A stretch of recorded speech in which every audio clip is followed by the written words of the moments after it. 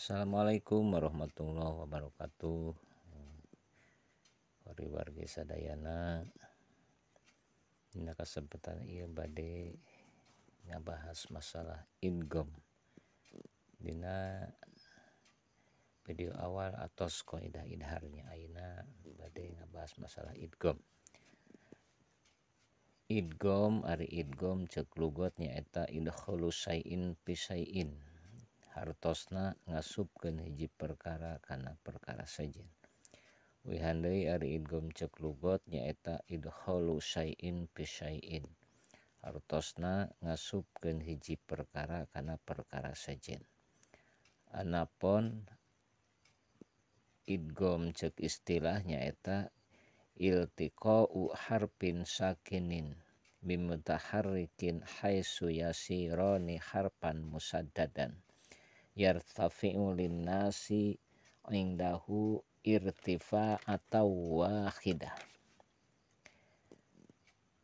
Wihan deui idgham menurut istilahnya eta iltiqa'u harfin sakinin bimutaharrikin haitsu yasirani harfan musaddadan yartafi'ul lisanu indahu irtifa'atan wahidan.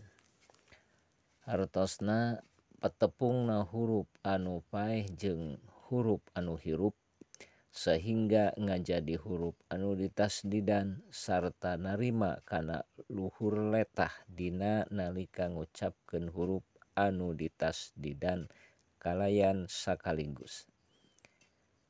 Wihan deui hartosna patepungna huruf anu paeh jeung huruf anu hirup sehingga ngajadi huruf anu ditasdidan sarta narima luhur letah dina nalika ngucapkeun huruf anu ditasdidan kalayan sakaligus. Jadi bagian kadua tina pasal katilu nyaeta idgham. Huruf idgham sadayana aya genep anu dikumpulkeun dina lapad yarmaluna. Jinten huruf idgham sadayana aya genep anu dikumpulkeun dina lapad yarmaluna. Nu kahiji ya, kadua ro, katilu ma atawa mim, opat lam, lima waw, kagenep nun. Qaidahna wasani idghamum bisittatin atas fiyar maluna indahum qad sabatat.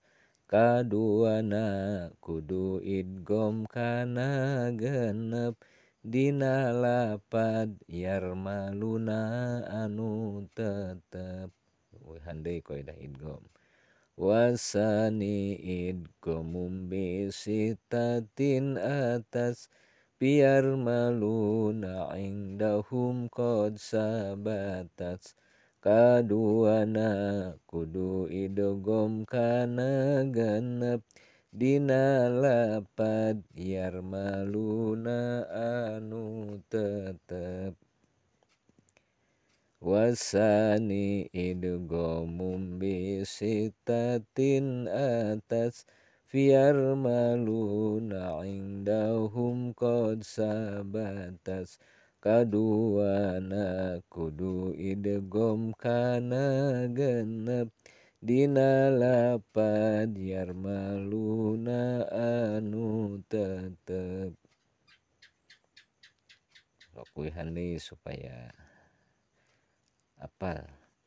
Wasani idghamum bisittatin atas biar maluna indahum qad sabatat.